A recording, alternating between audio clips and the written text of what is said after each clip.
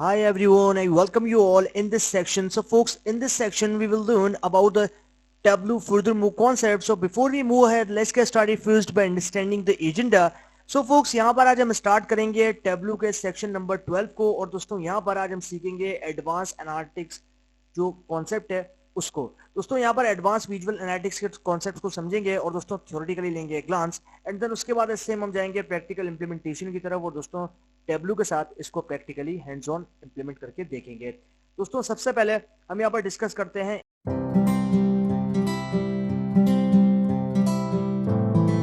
दोस्तों यहाँ पर आप देख सकते हो हम आ चुके हैं एजेंडा पे। दोस्तों यहाँ पर हम डिस्कस करेंगे कि एग्जैक्टली हम इस पूरे थ्योरेटिकल सेक्शन में कौन कौन से जो इंपॉर्टेंट टॉपिक्स हैं उनको कवर करेंगे। दोस्तों यहाँ पर आप देखो getting more from your analysis, यानी कि हम यहाँ पर जानेंगे कि हम किन किन तरीके से एनालिसिस के अंदर से काफी हद तक इंफॉर्मेशन को गैदर कर सकते हैं। एंड देन उसके बाद हमारे पास सेकंड पॉइंट है जो कि है आस्किंग डीपर क्वेश्चंस, यानी कि हम यहाँ पर जो भी एनालिसिस करेंगे उसके बाद हमारे पास डेफिनेटली सवाल होंगे तो उन सवालों के हम किस तरीके से जवाब ढूंढेंगे। तो ओवरऑल ये थ्योरेटिकल सेक्शन है और इसके अंदर हम सारी इंपॉर्टेंट चीजों को कवर करेंगे क्योंकि यहाँ पर हम बात करेंगे एडवांस्ड विजुअल एनालिटिक्स के बारे में, यानी कि जो विजुअली एनालिटिक्स होते हैं, यानी कि जो विजुअलाइजेशंस होते हैं उनमें एडवांस लेवल पे बात होगी इस सेक्शन के अंदर।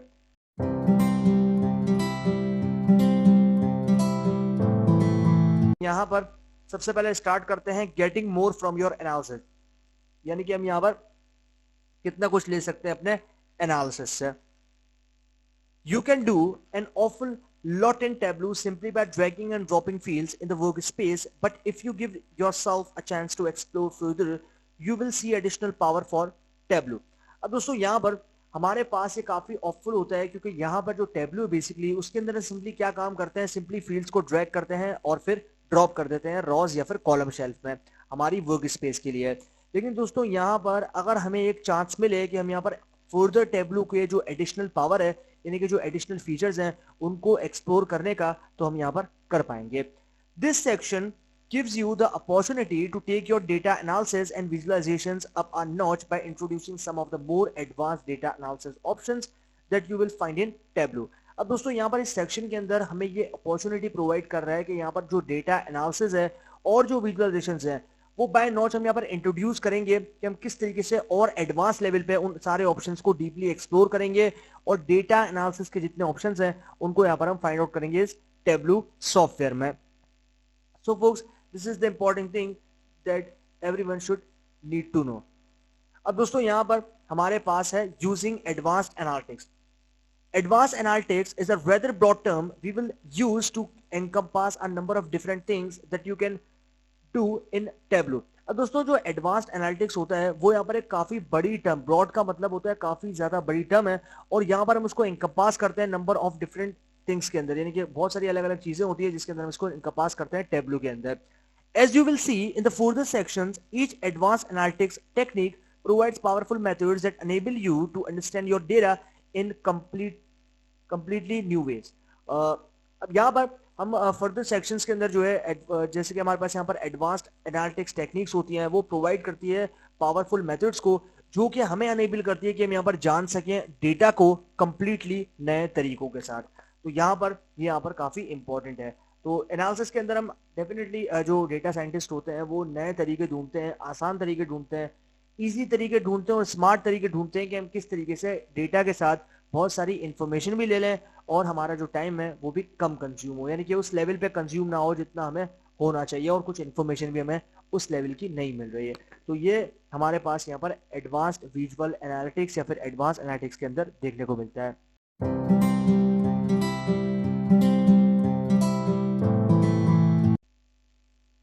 अब बात करते हैं कैलकुलेशंस की।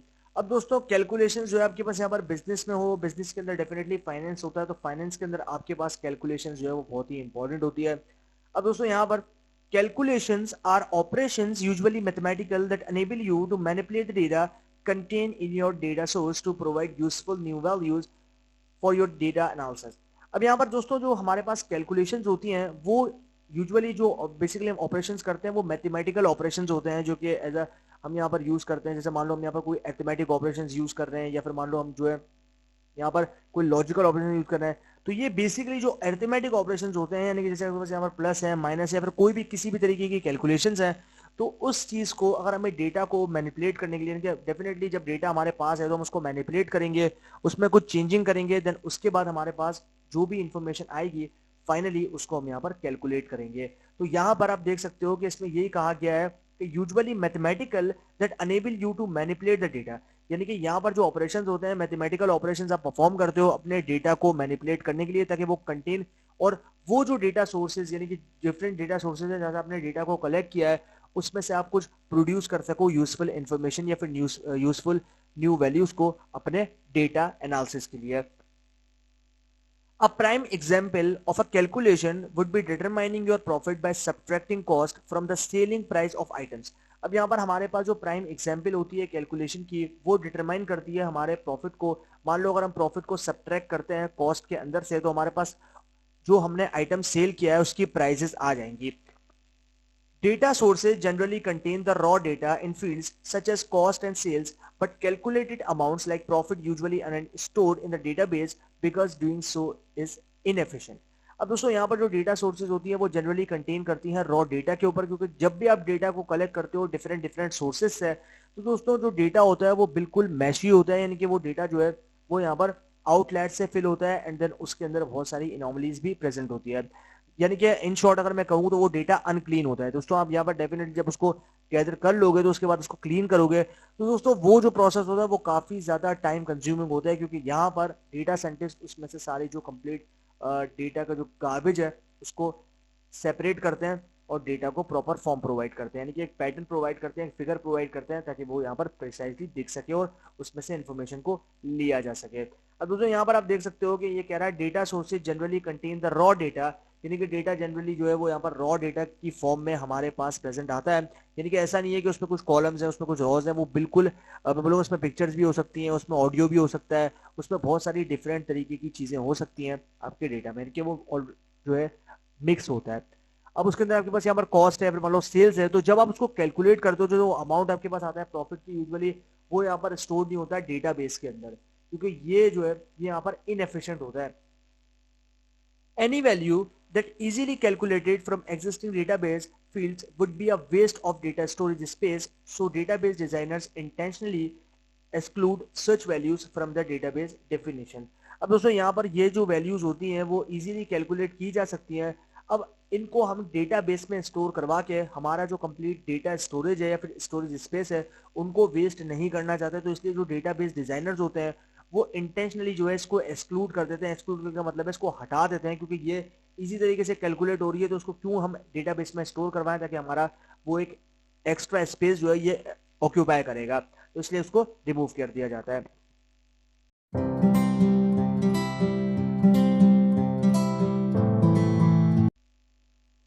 If you have used a spreadsheet, you know that many types of calculations are possible that go well beyond simply determining the difference between two values। अब दोस्तों यहाँ पर हमारे पास जो हम जब यूज करते हैं स्प्रेडशीट्स को, तो हमें ये जानना है कि हमें ये पता होना चाहिए कि हमारे पास बहुत सारी टाइप्स की कैलकुलेशंस हैं जो कि पॉसिबल है और वो हम उसके ऊपर कर सकते हैं या फिर उससे आगे कर सकते हैं, क्योंकि यहाँ पर हमारे पास ये डिफरेंस को डिटरमाइन करता है बिटवीन द टू वैल्यूज, यानी कि दो वैल्यूज के बीच में। In fact the subject of calculation is so important in Tableau that we are going to give calculations their own section rather than trying to cover them here। अब दोस्तों यहाँ पर in fact हमारे पास जो सब्जेक्ट होते हैं कैलकुलेशंस के वो भी यहाँ पर काफी इंपॉर्टेंट होते हैं टेबलो में, क्योंकि यहाँ पर हम जो है उसके अंदर कैलकुलेशंस प्रोवाइड करते हैं कि हमारे पास एक अलग सेक्शंस हैं, रेदर देन कि हम यहाँ पर कवर करें सभी को, हम सिंपली पुट जो कॉम्प्लेक्स कैलकुलेशंस होती हैं उन्हीं को यहाँ पर अपने एनालिसिस के अंदर यूज करते हैं। अब बात करते हैं पैरामीटर्स की। You can use parameters in calculation instead of using constant values। अब दोस्तों यहाँ पर हम जो है वो पैरामीटर्स को यूज कर सकते हैं बजाय इसके कि हम यहाँ पर एक कांस्टेंट वैल्यूज को यूज करें। फॉर एग्जाम्पल, मिसाल के तौर पे you could use a parameter to specify the sales goals for a reference line rather than specifying one value। अब दोस्तों यहाँ पर हमारे पास जो वैल्यूज होती हैं बेसिकली, यानी कि हम यहाँ पर यूज कर रहे हैं पैरामीटर्स को, तो वो स्पेसिफाई कर रहा है सेल्स गोल्स को। जैसे कि यहाँ पर सेल्स गोल को कैसे स्पेसिफाई कर रहा है, रेफरेंस लाइन के थ्रू। रेफरेंस लाइन के थ्रू जो है वो यहाँ पर सेल्स जो गोल्स है उनको कर रहा है, बजाय इसके कि वो स्पेसिफाई करे हर एक वैल्यू को, यानी कि 1 वैल्यू 2 वैल्यू फिर 3 वैल्यू, इस तरीके से वो अलग से स्पेसिफाई करे, उससे बेहतर यह है कि वो रेफरेंस लाइन से सारे सेल्स गोल को एक साथ रिप्रेजेंट कर दे. By using a parameter, you can make it easy to select different values based on what's needed in your analysis rather than having the analysis locked into a specific condition. अब दोस्तों यहाँ पर हमारे पास जब हम use करते हैं parameters को, तो यहाँ पर हम जो है वो आसानी के साथ सेलेक्ट करते हैं डिफरेंट वैल्यूज को. वो बेस्ड करती हैं उन वैल्यू को जो हमें यहाँ पर अपने एनालिसिस के अंदर जिसकी जरूरत है, बजाय इसके कि हम यहाँ पर एनालिसिस को तो ले रहे हैं लेकिन वो लॉक्ड हो गई उन कंडीशन के ऊपर जो कि हमने स्पेसिफिकली उसके अंदर दे रखी है. तो यहाँ जो है बेसिकली होता ये है कि यहाँ पर हमारे पास जो पैरामीटर्स हैं उनमें हम सिंपली पुट जो भी हमारे पास कस्टमर्स है जब वो ऑटोमेट करेंगे तो यहाँ पर हमारे पास जो एनालिसिस है हमारे पैरामीटर्स के बाद वो यहाँ पर ऑटोमेट हो जाएगा. यानी कि वहां पर हमें जो है मैन्युअली कोई काम करने की जरूरत नहीं पड़ेगी, बस हम जो है सिंपली ऑटोमेटेड काम हमारे पास ऑलरेडी प्रेजेंट है. ऑटोमेटिक है बेसिकली हमारे पास पैरामीटर्स के बाद वो जो हमारी विजुअल्स है उसके ऊपर हम ये काम कर सकते हैं. सो folks, this is the concept of parameters.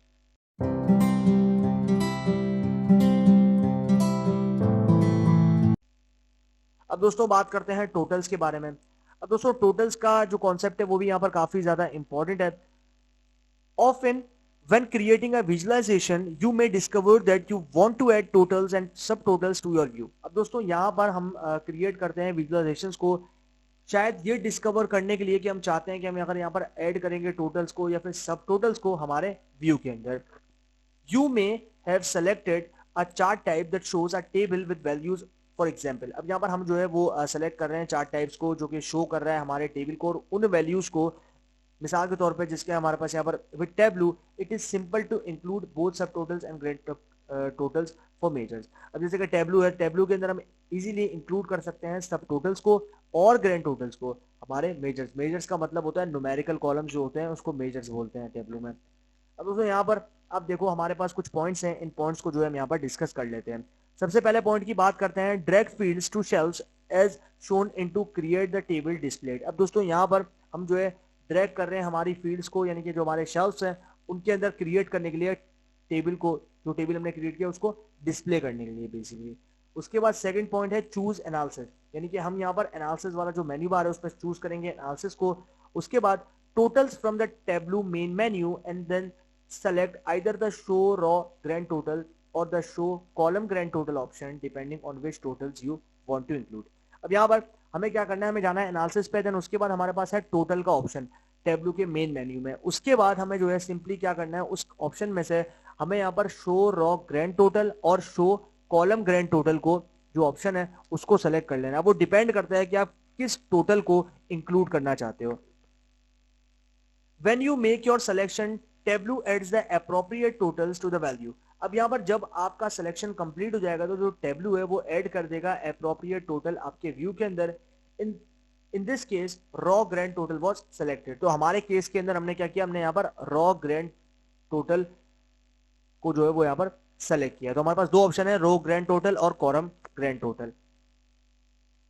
Okay, step number 3 है to add column grand totals. Return to step 2 and choose add column grand total from the totals sub menu. अब दोस्तों यहाँ पर हम ऐड करें grand total को तो यहाँ पर हम रिटर्न हो जाएंगे स्टेप नंबर 2 पे, यानी कि हमें स्टेप नंबर 2 को समझना पड़ेगा. चूज करना पड़ेगा ऐड कॉलम grand total वाले ऑप्शन को फ्रॉम द टोटल सब मेन्यू, यानी कि जो टोटल सब मेन्यू है ऑप्शन उसमें से. To add subtotals return to step 2 and choose the add all subtotals option from the same submenu. अब दोस्तों उसके बाद अगर हमें यहाँ पर सारे जो सब टोटल्स हैं उनको ऐड करना है, रिटर्न करना है, तो आपको स्टेप नंबर 2 पे जाना है जो कि उस लाइन पे था, यानी कि स्टेप नंबर 2 पे क्या था उसको वो पढ़ना है. उसके बाद हमें क्या करना है, हमें चूज करना है ऐड ऑल सब टोटल्स वाला ऑप्शन, ताकि हम सारे जितने भी हमारे पास यहाँ पर सब टोटल्स हैं उनके आ जाए उसी सेम सब मेन्यू के अंदर से.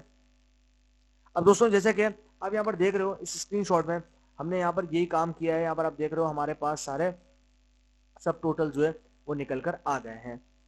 उसके बाद यहाँ पर आप देखो ये हमारे पास है, ऊपर आप टॉप पे देख सकते हो इस स्क्रीनशॉट के ऊपर एक ऑप्शन है एनालिसिस का. दोस्तों एनालिसिस वाले ऑप्शन यानी कि एनालिसिस वाले मेन्यू बार में आप देखो एनालिसिस वाले टैब में इस पर मैं क्लिक करूंगा. क्लिक करने के बाद यहाँ पर आप देखो हमारे पास एक डायलॉग बॉक्स आ जाएगा और डायलॉग बॉक्स के अंदर मेरे पास एक ऑप्शन है टोटल्स का. अब दोस्तों टोटल्स वाले ऑप्शन में आप यहाँ पर देखो साइड ड्रॉप डाउन में हमारे पास एक ऑप्शन है शो रॉ ग्रैंड टोटल। यहाँ पर हमें जो है सिंपली क्लिक करना है। दोस्तों यहाँ पर कुछ कंडीशंस आपकी ऐसी होंगी कि आपको सारे कॉलम्स के ग्रैंड टोटल चाहिए होंगे, तो आप यहाँ पर शो कॉलम ग्रैंड टोटल पे क्लिक करोगे। अगर आपको सारी रॉस के ग्रैंड टोटल चाहिए तो आप रॉस के ग्रैंड टोटल पे सेलेक्ट करोगे। लेकिन अगर आपको यहाँ पर सभी के जो सब टोटल्स यानी कि सभी के सब टोटल्स हैं उनको ऐड करना है, तो ऐड करने के बाद यहाँ पर आप देखो हमारे पास आ जाएगा ये ऑप्शन ऐड ऑल सब टोटल्स। इस पे आपको क्लिक करना है अगर आपको ये काम करना है तो। उसके बाद आपके पास और भी ऑप्शन है जिसमें रिमूव ऑल सब टोटल्स है और टोटल ऑल यूजिंग है। ये सारे ऑप्शन भी जो है वो आपको यहाँ पर इस पे देखने को मिल जाते हैं। यहाँ पर भी आप देखो जैसे हम उसके ऊपर क्लिक करेंगे, जैसे कि हमारे केस की मैंने बात की कि हमारे केस के अंदर जो है हम यहाँ पर बात कर रहे हैं एड ऑल ग्रैंड टोटल, यानी कि हम यहाँ पर बात कर रहे हैं शो रॉ ग्रैंड टोटल, यानी कि हम यहाँ पर जो है वो रॉ ग्रैंड टोटल के बारे में बात कर रहे हैं। आपके केस में कॉलम ग्रैंड टोटल हो सकता है। तो मैंने कहा ना आपसे कि बहुत सारी पॉसिबिलिटीज हैं कि आप यहाँ पर इस तरीके से इसको यूज कर सकते हो। बस आपकी कंडीशन जो है वो बिल्कुल क्लैरिफाई होनी चाहिए, यानी कि आप जो है अपनी कंडीशन को क्लैरिफाई कर रहे हो कि हाँ ये मेरी रिक्वायरमेंट है, उसके हिसाब से आप जो है यहाँ पर कैलकुलेशंस को परफॉर्म करवा सकते हो। यहाँ पर आप देख सकते हो कि हमारे पास हमने जो है यहाँ पर मैप किया है कॉलम्स वाले शेल्फ पे ऊपर टॉप पे कैटेगरी को, और रॉस पे हमने ईयर, ऑर्डर डेट और क्वार्टरली, यानी कि ईयरली भी ऑर्डर डेट को दिया है और क्वार्टरली भी जो है हमने ऑर्डर डेट को दिया है। तो दोस्तों ये तो थ्योरेटिकल है, जब प्रैक्टिकली हम जाएंगे इसको इम्प्लीमेंट करेंगे तो आप लोग को और अच्छी तरीके से आइडिया हो जाएगा। If multiple levels of subtotals in your visualizations are just a bit much, just right click a field and uncheck subtotals in the contextual menu that appears। अब दोस्तों यहाँ पर मल्टीपल लेवल्स है हमारे पास सब टोटल्स के हमारे विजुअलाइजेशंस में। अब ये जो है मैं बोलूंगा ना, अगर आप राइट क्लिक करते हो आपकी फील्ड के ऊपर या फिर आप अनचेक करते हो सब टोटल्स वाले ऑप्शन को आपके कॉन्टेक्चुअल मेन्यू में से, जो कि आपको यहाँ पर देखने को मिल रहा है, it shows us working with subtotals for the quarter order date field. अब ये जो है ये हमें दिखाएगा कि ये काम कर रहा है सब टोटल्स इसके ऊपर क्वार्टरली, यानी कि जो ऑर्डर डेट आपके पास क्वार्टरली वाली फील्ड है, जहां पर आपके पास ऑर्डर डेट जो है वो क्वार्टरली है, तो उसके ऊपर ये काम करता है आपको दिखेगा। जैसे यहाँ अगर आप देख सकते हो कि हमारे पास यहाँ पर मैं क्लिक करता हूँ, यहाँ पर आप देख रहे हो राइट क्लिक हम करेंगे तो यहाँ पर आप देख सकते हो हमारे पास कि हमारे पास ईयरली, क्वार्टरली, मंथ, डे, इस तरीके से आपके पास यहाँ पर जो है ईयर को इसने डिवाइड कर दिया है। तो यहाँ पर जिसके ऊपर भी आप इस ऑपरेशन को यानी कि सब टोटल देखना चाहते हो उसको आप यहाँ पर देख सकते हो, डेट वाइज देख सकते हो, डे वाइज, मंथ वाइज या फिर क्वार्टरली। तो ये हमारे पास यहाँ पर है इसका concept.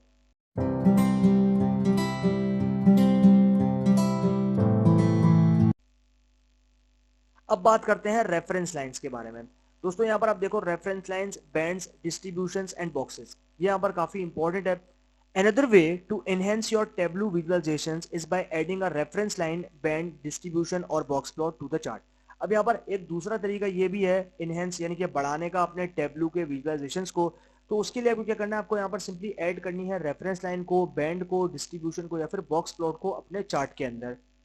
This feature is useful for indicating things such as average sales, product sales goals and so on। अब दोस्तों ये जो फीचर है वो यहाँ पर यूजफुल होता है इंडिकेट करने के लिए चीजों को, जैसे कि अगर आपको यहाँ पर मान लो एवरेज सेल्स चाहिए, प्रोडक्ट सेल्स गोल्स चाहिए या फिर इसके अलावा और चीजें चाहिए तो आप यहाँ पर फाइंड आउट कर सकते हो। For example you could use a reference line to indicate the minimum sales target so that it will be easy to see which stores have achieved their goal and which stores have fallen short। अब दोस्तों यहाँ पर for example यानी कि मिसाल के तौर पर रेफरेंस लाइन जो है वो आपको यहाँ पर ये इंडिकेट करके देती है कि जो आपके पास यहाँ पर मिनिमम सेल्स टारगेट था, क्या जो स्टोर्स हैं उसमें से कितने स्टोर्स ने आपके टारगेट को, यानी कि जो आपने टारगेट सेट कर रखा था कि मुझे इतनी सेल्स करनी है, तो कितने जो आपके स्टोर्स हैं उसने उस सेल को अचीव कर लिया है, फिर उस सेल से ऊपर चले गए। अगर ऊपर चले गए डेफिनेटली प्रॉफिट में है, अगर उसके अंदर अंदर भी है तब भी जो है वो यहाँ पर प्रॉफिट में है। यानी कि अगर उससे नीचे है तो प्रॉफिट में नहीं है, लेकिन अगर उस गोल को उसने अचीव कर लिया है और अचीव करने के बाद वो ऊपर चले गए, प्रॉफिट ऊपर चला गया है, तो उस हद में फिर आप ये समझ लो कि आप जो है वो प्रॉफिट में जा रहे हो। जबकि आपके पास यहाँ पर वो भी इंडिकेट करती है रेफरेंस लाइन कि कौन कौन से आपके स्टोर्स ऐसे हैं जहां पर आपके जो सेल्स है या फिर जो प्रॉफिट है वो यहाँ पर डिक्रीज हुआ है या फिर डिक्रीमेंट हुआ है। Tableau gives you considerable latitude in adding reference lines, bands, distributions और box plot। We look at each of these individually in this section। अब दोस्तों यहाँ पर Tableau जो है वो कंसिडरेबल है हमारे पास लैटिट्यूड, यानी कि जो हम यहाँ पर एडिंग कर रहे हैं रेफरेंस लाइन की, बैंड्स की, डिस्ट्रीब्यूशन या फिर बॉक्स प्लॉट की। We look at each of these individually, हम यहाँ पर सबको अलग अलग देखेंगे। इंडिविजुअली का मतलब है अलग अलग हम सबको जो है वो यहाँ पर देखेंगे हर सेक्शन के अंदर।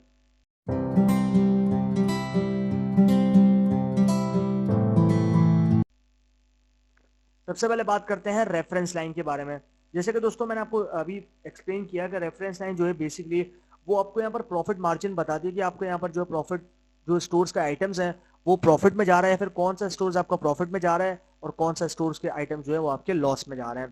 दोस्तों यहाँ पर आप देखो रेफरेंस लाइन है।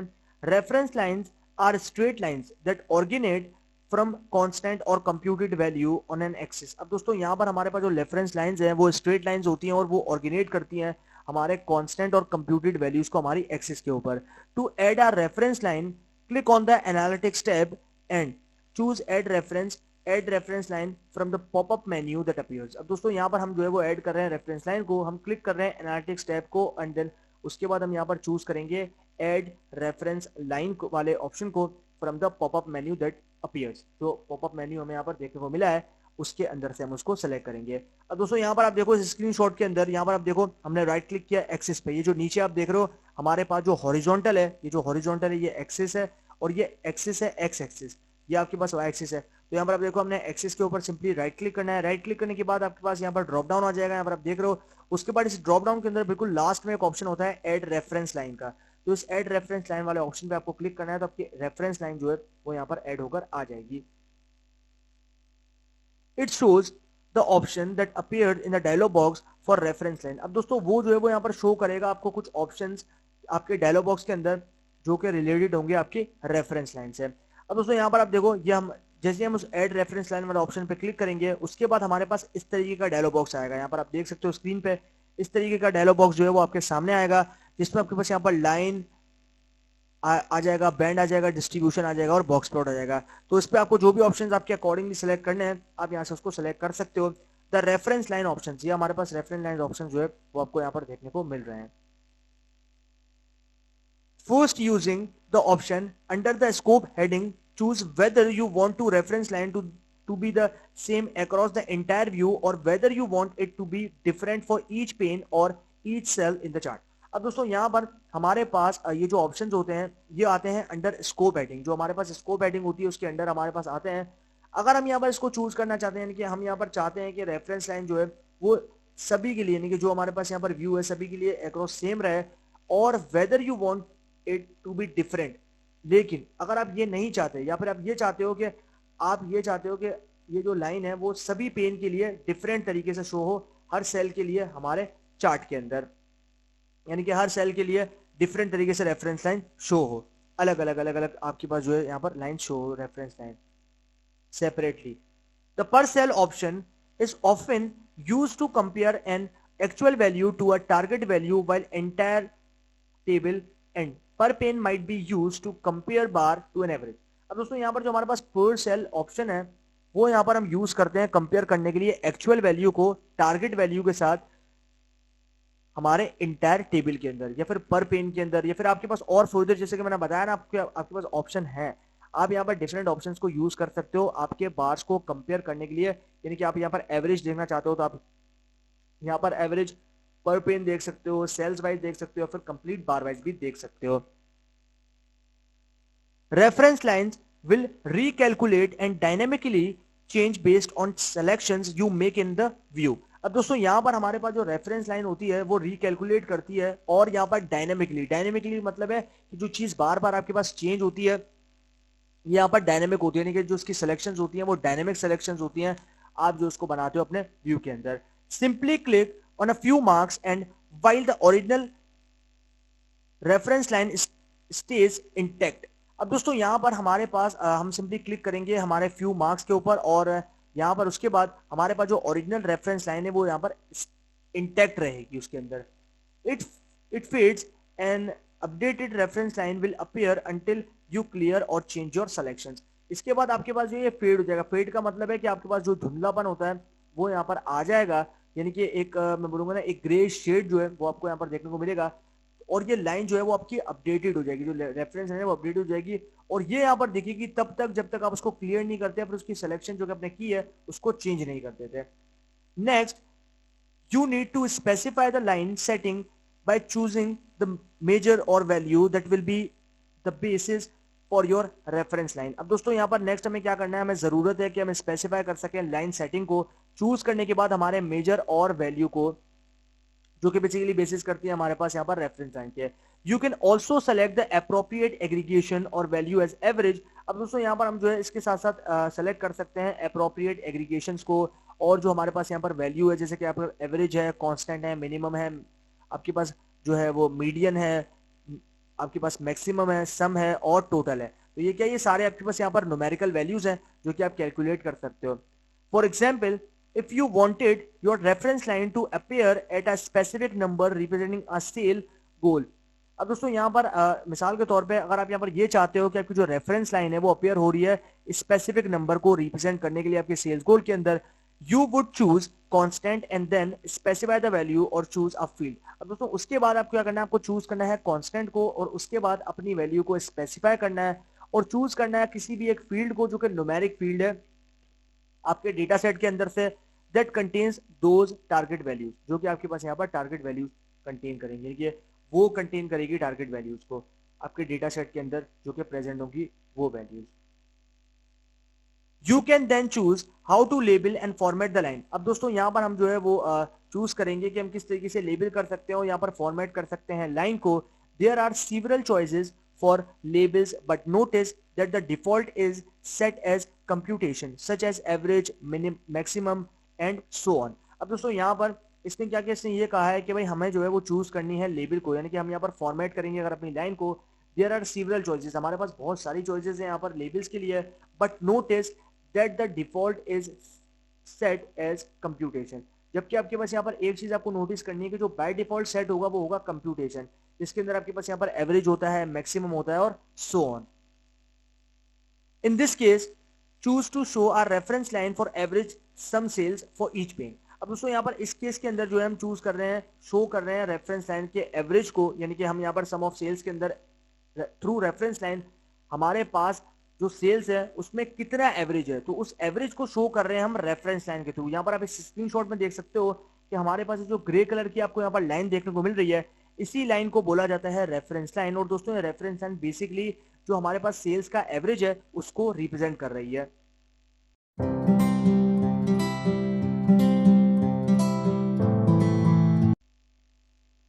रेफरेंस लाइन, अब हमारे पास कॉन्सेप्ट क्लियर है। अब बात करते हैं रेफरेंस बैंड्स के बारे में। Reference bands are shaded areas behind the marks in the view but between two constant or computed values on the axis you can add reference bands to any continuous axis। अब दोस्तों यहाँ पर हमारे पास जो reference bands हैं वो यहाँ पर शेडेड एरियाज के अंदर आते हैं, कि जो आपके पास यहाँ पर बिहाइंड द शेडेड एरियाज है, बिहाइंड द मार्क्स जो आपके पास शेडेड एरिया है उसके अंदर आते हैं, और यहाँ पर हमारे पास बिटवीन कांस्टेंट और कंप्यूटेड वैल्यू एक्सिस इनके बीच में आते हैं। You can add reference bands to any continuous axis. हम यहाँ पर जो है रेफरेंस बैंड को किसी भी कंटिन्यूअस एक्सिस के ऊपर ऐड कर सकते हैं। Distribution are similar to reference bands except with options for gradient shading to indicate the distribution of values along an axis। अब दोस्तों यहाँ पर जो distributions होता है वो बिल्कुल similar होता है हमारे पास reference bands के, except कि हमारे पास जो options है जिसमें हमारे पास यहाँ पर gradient shading है और हमारे पास वो indicate करता है हमारी values के distributions को along an axis, हमारे axis के अंदर। It shows an example of a reference distribution that shows monthly sales over time as well as how those values are distributed। अब दोस्तों यहाँ पर इसके अंदर ये जो एग्जाम्पल है ये शो करता है हमें रेफरेंस डिस्ट्रीब्यूशंस को, और ये शो करता है मंथली सेल्स, यानी कि ओवर टाइम, टाइम के साथ हमारे पास जो मंथली सेल यानी कि जो माहाना सेल है वो यहाँ पर किस हद तक डिस्ट्रीब्यूटेड है, यानी कि आपके पास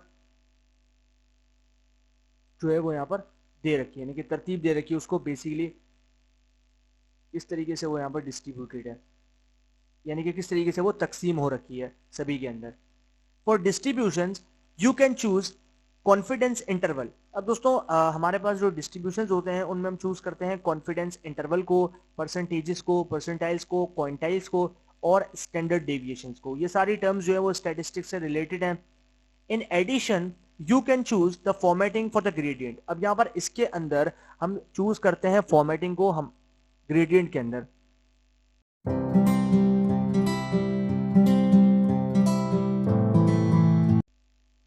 box plots, box plots also known as box and whisker plots. अब दोस्तों बॉक्स प्लॉट जो है उसको हम यहाँ पर बॉक्स के साथ साथ विस्कर प्लॉट्स भी कहते हैं। Are visually concise way of seeing and contrasting distributions of data. अब दोस्तों यहाँ पर हम जो है इसको विजुअली कंसाइज, ये जो है एक तरीका है कि हम यहाँ पर कंसाइज तरीके से इसको देख सकते हैं और यहाँ पर कॉन्ट्रास्टिंग डिस्ट्रीब्यूशन जो है वो हमें दिखाता है हमारे डेटा का। The boxes shows the middle 50% of the data, और in other words the middle 2 quartiles of data. अब दोस्तों जो बॉक्सेस होते हैं वो शो करते हैं हमारे डेटा का मिडिल 50%, और इन अदर वर्ड्स अगर दूसरे अल्फाजों में कहा जाए तो हमारे पास ये जो है ये यहाँ पर मिडिल के यानी कि दरमियान के 2 जो क्वार्टाइल्स होते हैं हमारे डेटा के उसको शो करता है। Whiskers are added to box plots to show further information about the distribution of the data. अब दोस्तों अगर हम यहाँ पर विस्कर्स को ऐड करते हैं हमारे बॉक्स प्लॉट्स के साथ तो ये जो है यहाँ पर फर्दर इंफॉर्मेशन को जो है वो यहाँ पर डिस्ट्रीब्यूशन की हमारे डेटा के शो करता है। In Tableau, desktop whiskers can be configured to show either the full extent of the data or 1.5 times the interquartile range, the length of the box. Use the latter to help identify potential outliers. अब दोस्तों यहाँ पर हमारे पास जो Tableau desktop whiskers हैं वो configured करते हैं और यहाँ पर हम शो करते हैं कि either हमारे पास जो यहाँ पर डेटा वो फुल एक्सटेंट है या फिर 1.5 टाइम्स जो है इंटरकोटाइल लेंथ के हमारे बॉक्स के उसके अंदर। Use the latter to help identify potential outliers, यानी कि ये हमारी जो है वो मदद करते हैं, फिर हम इसको यूज करते हैं एज अ लेटर कि यहाँ पर ये आइडेंटिफाई करो, और ये हमारी मदद करता है आइडेंटिफाई करने में पोटेंशियल आउटलायर्स को। अब ये आउटलायर्स क्या होते हैं दोस्तों, आउटलायर्स कहो या फिर एनोमलीज कहो, ये हमारे डेटा को जो है वो कंप्लीटली खराब करते हैं। तो यहाँ पर कोई भी वैल्यू जो कि मैक्सिमम वैल्यू से आगे होती है, मैक्सिमम वैल्यू से ज्यादा होती है, उसको बोला जाता है आउटलायर। वो हमारे डेटा के अंदर प्रेजेंट नहीं होना चाहिए, उसको भी क्लीन किया जाता है। मैंने प्रीवियस सेक्शंस बनाए थे उसके अंदर हमने पाइथन के साथ इस काम को कंप्लीट किया था, तो वो नहीं देखे तो वो देखो, उसके अंदर मैंने सारी चीजों को भी डिटेल में एक्सप्लेन किया है। जैसे कि यहाँ पर आप देख सकते हो कि हमारे पास यहाँ पर ये सारी चीजें आप यहाँ पर देख सकते हो कि हमारे पास सारी रेफरेंस लाइंस भी जो है हमारे पास प्रेजेंट, और ये लाइन चार्ट जो है वो आपको यहाँ पर देखने को मिल रहा है। Normally when creating a box plot you are showing the distributions of value across different dimensions। अब दोस्तों यहाँ पर हम नॉर्मली जब क्रिएट करते हैं बॉक्स प्लॉट को तो हम यहाँ पर शो करते हैं डिस्ट्रीब्यूशंस को across all the different dimensions हमारी वैल्यूज के अंदर। thus you will want to be sure to disaggregate the data with one of two options। अब दोस्तों यहाँ पर हम जो है वो चाहते हैं कि यहाँ पर हम जो है वो डिसएग्रीगेट करें हमारे डेटा को with one of two option, यानी कि हमारे पास एक या फिर दो ऑप्शंस के अंदर। You can add one or more dimensions to detail on the marks card, or you can uncheck aggregate measures। अब दोस्तों यहाँ पर हम जो है वो ऐड कर रहे हैं वन या फिर मोर डायमेंशंस को डिटेल के अंदर हमारे मार्क्स कार्ड में, यानी कि जो हमारे पास मार्क्स कार्ड है उसके अंदर हमारे पास डिटेल्स है। एंड देन उसके बाद you can uncheck aggregated measures. उसके बाद आपको एग्रीगेटेड मेजर को सिंपली यहाँ पर एनालिसिस, यानी आप देख रहे हो ऊपर एनालिसिस वाला ऑप्शन है, इस पर क्लिक करोगे ड्रॉप डाउन, और ड्रॉप डाउन पे आपके पास एक ऑप्शन है एग्रीगेटेड मेजर्स, इसको आपको अनचेक करना है।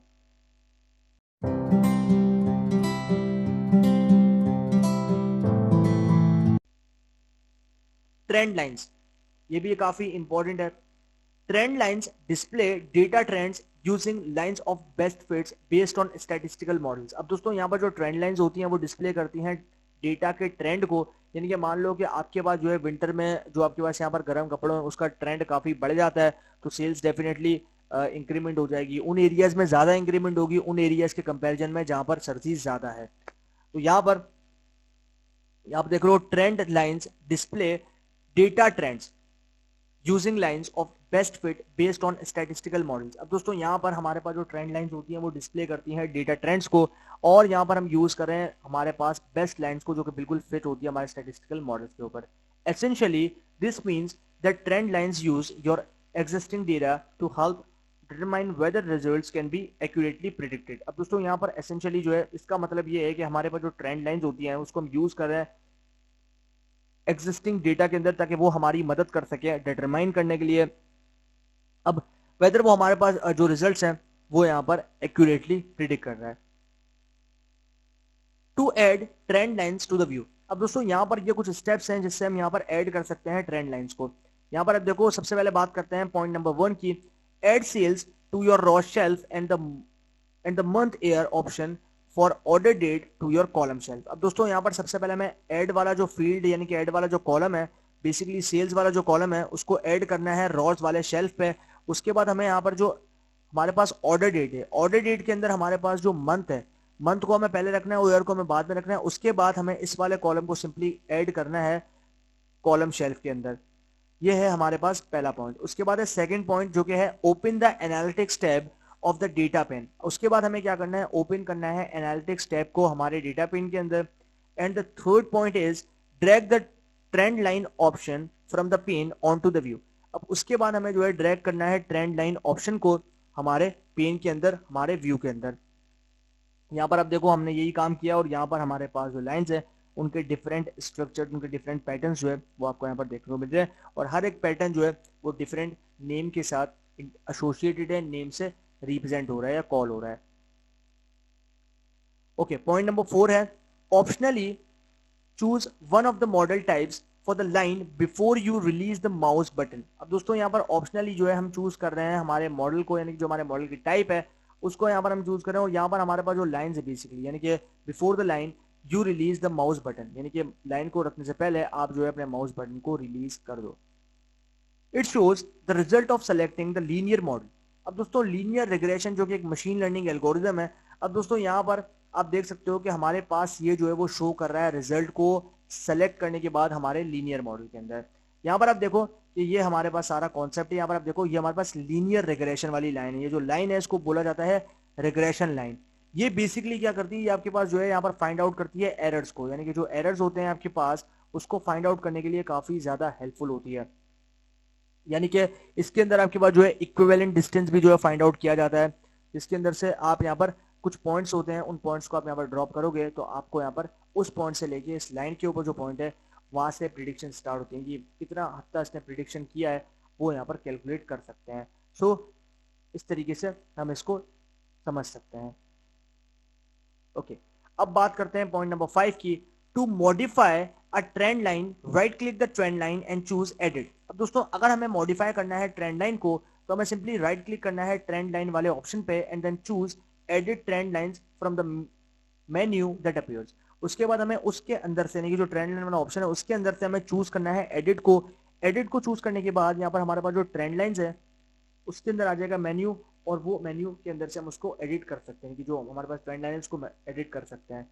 Doing so bring up trend lines option dialog box. अब दोस्तों यहाँ पर हमारे पास हम जो है वो लेकर आएंगे ट्रेंड लाइन ऑप्शन को हमारे डायलॉग बॉक्स के अंदर से। और पॉइंट नंबर 6 जो है वो हमें कहता है using the trend line option dialog box make any modification that you want and then click okay. अब दोस्तों यहाँ पर हम जो है वो यूज करें ट्रेंड लाइन ऑप्शन को हमारे डायलॉग बॉक्स के अंदर, और यहाँ पर हम जो है बहुत सारी मॉडिफिकेशन, कोई भी मॉडिफिकेशन जो है हम यहाँ पर चाहते हैं तो उसको कर सकते हैं एंड देन क्लिक ओके। उसके बाद हमें क्लिक करना है ओके पे। You can view the actual formula that's used to calculate the trend line by hovering your mouse pointer over the line। अब दोस्तों यहाँ पर हम जो है वो देख रहे हैं एक्चुअल फॉर्मूला को जो कि हम यूज कर रहे हैं कैलकुलेट करने के लिए हमारे ट्रेंड लाइन को होवर करने के बाद, यानी कि अपने माउस को होवर करने के बाद जो हमारा माउस पॉइंटर है उसको हम जब होवर करेंगे यानी कि लेके जाएंगे उस लाइन के ऊपर तो यहाँ पर वो ये ऑप्शन आ जाएगा।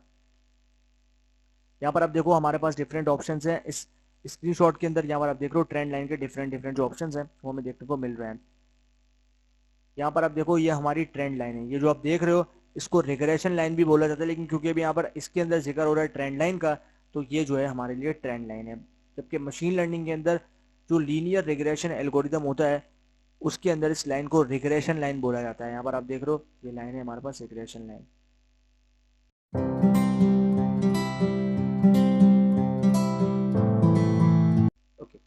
दोस्तों अब हम बात करते हैं फोरकास्टिंग के बारे में। यहाँ पर आप देखो अब हम बात करेंगे फोरकास्टिंग के बारे में। दोस्तों यहाँ पर आप देखो forecasting is a means of predicting what will happen in the future based on historical data. अब दोस्तों यहाँ पर हमारे पास जो फोरकास्टिंग होती है उसके अंदर हमारे पास जो बेसिकली जो हमारे पास यहाँ पर मतलब होता है प्रिडिक्टिंग का, एग्जैक्टली वो होता किस तरीके से, यानी कि फ्यूचर बेस्ड हिस्टोरिकल डेटा। यानी कि मान लो जैसे कि हम टाइम सीरीज में करते हैं या फिर फोरकास्टिंग में करते हैं कि पास्ट के कुछ इंपॉर्टेंट फैक्टर्स, यानी कि मान लो प्रॉफिट के लो या फिर सेल्स के लो, उन फैक्टर्स को लेकर हम यहाँ पर आगे आने वाले फ्यूचर की प्रिडिक्शंस करते हैं। उसी तरीके से इसका भी कॉन्सेप्ट है। तो यहाँ पर बेसिकली ये उसी का कॉन्सेप्ट है। Forecasting means a of predicting what will happen in the future. Forecasting का मतलब ये है कि यहाँ पर हम प्रिडिक्ट करते हैं पास्ट के कुछ इंपॉर्टेंट फीचर से आने वाले जो फ्यूचर है, यानी कि जो पास्ट के कुछ इंपॉर्टेंट पॉइंट्स हैं, पास्ट के जो इंपॉर्टेंट आपके पास यहाँ पर कंप्लीट जो मार्केट स्ट्रेटजीज थी, जो भी मार्केट आपके पास यहाँ पर थी, जो भी सिचुएशन थी मार्केट की पास्ट के अंदर, उन पास्ट की मार्केट की सिचुएशंस को हमने पिक करके हमें जो है उस सिचुएशन से आगे फ्यूचर में क्या सिचुएशन होगी उसका पता लगाना है, तो हम यहाँ पर फोरकास्टिंग का यूज करते हैं। Even though forecasting can be to some extent guesswork, most businesses use forecasting to help predict where the market will head। अब दोस्तों यहाँ पर हमारे पास इवन अगर हम फोरकास्टिंग यूज करें तो यहाँ पर हमारे पास कुछ एक्सटेंड होते हैं जहाँ पर हम गैस करते हैं। गैस वर्क का मतलब है कि हमें कंफर्म पता नहीं होता, हम सिर्फ गैस करते हैं कि ये सिचुएशन हो सकती है। सब अपने अपने आइडियाज देते हैं कि आगे आने वाले फ्यूचर में ये हो सकता है, आगे आने वाले फ्यूचर में ये वो हो सकता है। कोई भी अपनी जो है एक एस्टिमेटेड बात को सामने रखते हैं। Most businesses use forecasting to help predict where the market will head. अब दोस्तों यहाँ पर बहुत सारे बिजनेसेस जो हैं वो यूज करते हैं फोरकास्टिंग को, ताकि वो जो है वो अपने आप की मदद कर सकें ये प्रिडिक्ट करते हुए कि आगे आने वाले दौर में हमारे बिजनेस का या फिर हमारी कंप्लीट मार्केट का क्या हाल होने वाला है। In Tableau forecast are based on sophisticated models that look at the trend in the past to help predict future results। अब दोस्तों यहाँ पर टेबलू के अंदर जो फोरकास्ट होता है वो बेस्ड होता है सोफिस्टिकेटेड मॉडल्स के अंदर, और ये जो है वो यहाँ पर ट्रेंड्स, यानी कि जो आपके पास यहाँ पर पास्ट के कुछ ट्रेंड्स हैं जो हमारी मदद करते हैं फ्यूचर को प्रिडिक्ट करने के लिए, जो फ्यूचर रिजल्ट्स हैं उनको प्रिडिक्ट करने के लिए। Tableau uses a technique known as exponential smoothing where recent results have more weight than older results। अब दोस्तों टेबलू जो है वो यूज करता है एक टेक्निक को जिसको बोला जाता है एक्सपोनेंशियल स्मूथिंग, जहां पर जो रीसेंट रिजल्ट यानी कि जो पहले रिजल्ट्स आ चुके हैं वो काफी ज्यादा वेट रखते हैं हमारे पुराने रिजल्ट से। When preparing a forecast, Tableau compared the results of up to 8 different forecasting models to see which produces the highest quality results। अब दोस्तों यहाँ पर जब हम प्रिपेयर करते हैं फोरकास्ट को तो टेबलू जो है वो कंपेयर करता है रिजल्ट्स को अप टू डेट, यानी कि अप टू 8 का मतलब है कि हमारे पास यहाँ पर अप टू डेट जो डिफरेंट फोरकास्टिंग मॉडल्स हैं उनके अंदर, to see which produces the highest quality results. और ये कंपेयर करता है कि कौन सा मॉडल ने जो है काफी हाई क्वालिटी के जो रिजल्ट्स है वो प्रोवाइड किए हैं या फिर प्रोड्यूस किए हैं। डोंट वरी दो tableau will make the best selection based on your data in the view. अब दोस्तों डोंट वरी यानी कि इसके लिए आपको परेशान होने की जरूरत नहीं है। टेबलू जो है वो best selection based on your data, यानी कि आपके डेटा के ऊपर जो जिस तरीके का आपका डेटा है उस हिसाब से टेबलू आपको बेस्ट सिलेक्शंस प्रोवाइड करता है। But the forecast can always be edited, जबकि आपके पास जो फोरकास्ट है वो हमेशा एडिटेड होती है। जैसे कि मैंने आपको बताया ना कि फ्यूचर की प्रिडिक्शंस करना इतना आसान नहीं है, क्योंकि हमारे पास पास्ट के कुछ फैक्टर्स हैं उससे हम फ्यूचर प्रिडिक्शंस करते हैं, फ्यूचर रिजल्ट्स को इवेल्युएट करते हैं। तो यहाँ पर उस सिचुएशन में हम यूज करते हैं फोरकास्टिंग को। The methods used are discussed in detail in the Tableau help. अब दोस्तों ये जो मेथड्स होते हैं वो यूज करते हैं हम डिस्कस करने के लिए हम डिटेल के अंदर हमारे टेबलू के हेल्प के अंदर। तो ये हमारे पास कॉन्सेप्ट है फोरकास्टिंग का।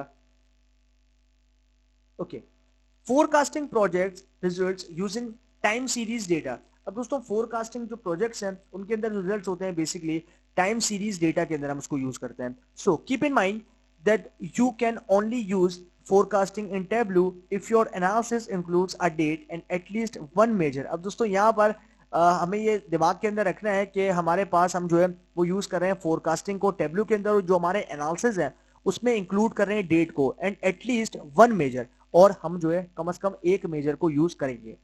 There are scenarios that will not allow for forecasting. ये वो कुछ सिनेरियोज हैं जहां पर हम फोरकास्टिंग अलाउ नहीं करते या फिर अलाउ नहीं होती, such as when using disaggregated data.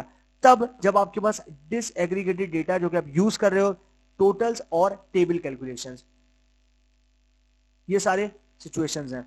अब बात करते हैं कुछ स्टेप्स की। दोस्तों सबसे पहले पॉइंट की बात करते हैं जो कि है point number 1, open a new workbook using a data source that contains both date values and numeric values. अब दोस्तों यहां पर हम जो है वो ओपन करेंगे एक न्यू वर्कबुक को जहां पर हम यूज करेंगे डेटा सोर्स को जो कि कंटेन कर रही है दोनों वैल्यू के डेट वैल्यूज को और न्यूमेरिक वैल्यूज को, दोनों वैल्यूज को जो है यहाँ पर ये कंटेन कर रही है।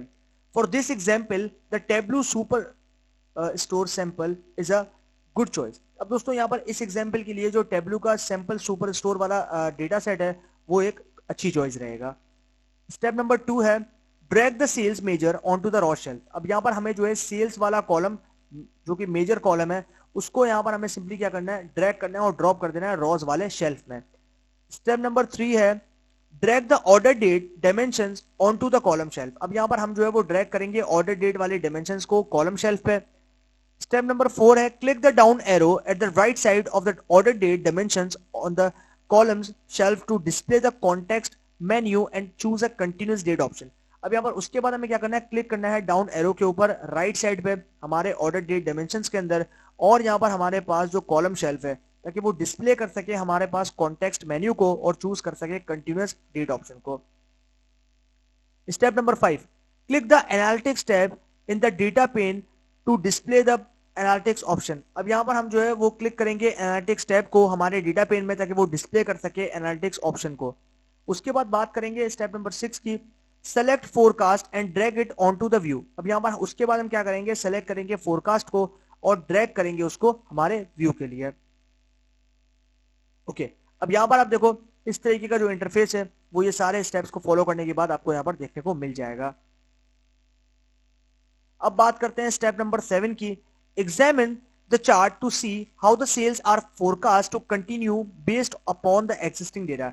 अब दोस्तों उसके बाद हमें एग्जामिन करना है हमारे चार्ट को, देखना है कि हमारे पास जो सेल्स है क्या वो फोरकास्ट हुई continuous based upon the existing data, existing data यानी कि जो पिछला डेटा था उसके हिसाब से। स्टेप नंबर 8 चूज एनालिसिस, यानी कि जो एनालिसिस वाला हमारे पास बेसिकली मेन्यू बार है उसको हमें सेलेक्ट करना है, फोरकास्ट के ऊपर जाना है, फोरकास्ट के ऊपर जाने के बाद फोरकास्ट ऑप्शन के ऊपर हमें क्लिक करना है from the Tableau main menu, जो टेबलू का मेन मेन्यू है वहां से। Doing so calls up the forecast option dialog box, ये जो है सिंपली क्या करेगा, कॉल करेगा हमारे फोरकास्ट ऑप्शन के डायलॉग बॉक्स को, जहां पर आपको फोरकास्टिंग रिलेटेड फर्दर ऑप्शंस मिल जाएंगे।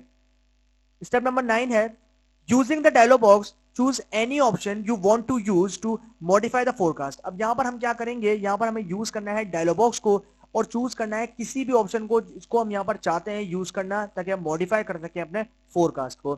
For example you could use the option in the forecast length section two create a longer term forecast. अब दोस्तों यहाँ पर फॉर एग्जाम्पल मिसाल के तौर पे कि हम यहाँ पर यूज करेंगे ऑप्शंस को हमारे फोरकास्ट लेंथ सेक्शन के अंदर कि हम क्रिएट कर सकें लॉन्गर टर्म फोरकास्ट को। यहाँ पर आप देख सकते हो इस तरीके से आप ये सारे स्टेप्स फॉलो करोगे प्रिसाइजली तो आपको इस तरीके का इंटरफेस यहाँ पर सामने देखने को मिल जाएगा। उसके बाद यहाँ पर आप देखो ये हमारे पास कुछ फोरकास्ट के ऑप्शन है जहां पर आपके पास ऑटो है, एग्जैक्टली है और आपके पास अनटिल है। तो ये बेसिकली एग्जैक्टली भी आपको ये एक ऑप्शन दे दिया है, लेकिन यहाँ पर जैसे कि मैंने आपको बताया ना कि एग्जैक्टली प्रिडिक्शन जो है आपको यहाँ पर प्रोवाइड नहीं करते कि एग्जैक्टली मार्केट फ्यूचर में क्या रहने वाली है, क्योंकि फ्यूचर किसी ने भी नहीं देखा कि फ्यूचर में क्या हो जाए, कोई नहीं जानता। इसलिए आपको ये ऑलमोस्ट जो है एक बेसिक आइडिया यानी कि एक बेटर आइडिया जो है वो प्रोवाइड कर देता है कि एग्जैक्टली आगे आने वाले फ्यूचर के अंदर आपको किस तरीके की चीजें सामने देखने को मिल सकती है। When Tableau creates a forecast, it is not sure of when the last time period has completed। अब दोस्तों यहाँ पर हमारे पास जो टेबलू है वो क्रिएट कर रहा है फोरकास्ट को और ये यहाँ पर श्योर नहीं है कि जो लास्ट टाइम का पीरियड था वो यहाँ पर कंप्लीट हो गया है। As a result it defaults to throwing away the measure value from the last time period. अब दोस्तों यहाँ पर जो रिजल्ट ये प्रोवाइड करेगा यानी कि रिजल्ट की फॉर्म जो मैं प्रोवाइड करेगा वो डिफॉल्ट यहाँ पर थ्रो करेगा उसके आगे जो मेजर वैल्यू थी हमारे पास लास्ट टाइम पीरियड के अंदर, which in this case is December 2014। इस केस के अंदर जो कि है हमारे पास December 2014। In a scenario we will assume that the year is complete. अब दोस्तों यहाँ पर हम एज्यूम कर रहे हैं कि जो हमारे पास साल है वो यहाँ पर कंप्लीट है, so we want to include December in our actual data and begin our forecast in January 2015। So दोस्तों यहाँ पर हमारे पास जो वैल्यू है यानी कि हम उसको इंक्लूड कर रहे हैं, हम चाहते हैं कि उसको इंक्लूड करें दिसंबर के अंदर। जो हमारे पास एक्चुअल डेटा है वो यहाँ पर स्टार्ट होगा फोरकास्ट के अंदर जो कि होगा जनवरी 2015 के अंदर से। In order to do that, just choose 0 months in the ignore last month drop down menu in the forecast option dialog box. Your forecast will now begin in January 2015. अब दोस्तों यहाँ पर in order to do that, तो दोस्तों यहाँ पर हम जब इसको करेंगे तो यहाँ पर हमें चूज करना है 0 मंथ्स को, ताकि वो इग्नोर कर दे लास्ट मंथ को हमारे ड्रॉप डाउन मेन्यू के अंदर से, यानी कि हमें ड्रॉप डाउन मेन्यू में से इसको सेलेक्ट करना है। उसके बाद हमारे पास फोरकास्ट ऑप्शंस डायलॉग बॉक्स है, इसके अंदर से हमें इसका जो है वो देखना है, ये सारे ऑप्शंस इसी में आएंगे। Your forecast will now begin in December 2015। तो यहाँ पर हमारे पास जो हमारा फोरकास्ट है वो यहाँ पर स्टार्ट होगा जनवरी 2015 से। Forecast are exactly that forecast, not assurances. अब दोस्तों फोरकास्ट जो है वो एग्जैक्टली ये भी देखता है कि जो फोरकास्ट है वो यहाँ पर एश्योर नहीं होता है, यानी कि उसके अंदर कोई भी एश्योरेंस नहीं होती कि बिल्कुल परफेक्ट है। Choosing a forecast length that's too long can greatly increase the probability that the forecast will contain large errors। अब दोस्तों यहाँ पर हमारे पास अगर हम यहाँ पर फोरकास्ट का जो यहाँ पर कंप्लीट जो कॉलम्स हैं उनकी जो लेंथ है वो यहाँ पर काफी बढ़ा देते हैं, तो इस बात की पक्की प्रोबेबिलिटी है। प्रोबेबिलिटी का मतलब होता है कंडीशंस, कि इस बात का जो है वो यहाँ पर कंप्लीट अंदेशा है कि जो हमारे पास यहाँ पर फोरकास्ट है वो बहुत ही बड़े एरर्स आपको प्रोवाइड कर सकती है। तो इसलिए आपको अपनी जो लेंथ है उसको कम रखना है, जो आपकी फोरकास्ट है उसको कम रखना है, उसके अंदर जो कॉलम्स है उसको कम रखना है, ताकि आपको ऑलमोस्ट करीब करीब एक्यूरेट रिजल्ट मिल सके। You can't change any of the information in the describe forecast dialog box, but if you want to save the information for documentation purpose. अब दोस्तों यहाँ पर हम जो है चेंज नहीं कर सकते किसी भी इंफॉर्मेशन को जिसको हमने डिस्क्राइब किया है फोरकास्ट डायलॉग बॉक्स में, but if you want to save the information for documentation purposes. अब दोस्तों अगर आप यहां पर चाहते हो कि आप सेव करो इंफॉर्मेशन को डॉक्यूमेंटेशन पर्पसेस के लिए, click the copy to clipboard button. उसके बाद हमें क्या करना है, क्लिक करना है और हमें जो है कॉपी कर लेना है क्लिपबोर्ड बटन के द्वारा। You will then be able to paste that information into another document. उसके बाद हम क्या करेंगे, हम यहां पर सिंपली जो है एबल हो जाएंगे कि हम यहां पर पेस्ट कर सकते हो उस इंफॉर्मेशन को किसी दूसरे डॉक्यूमेंट के अंदर। सो ये है हमारे पास यहां पर इसका कॉन्सेप्ट।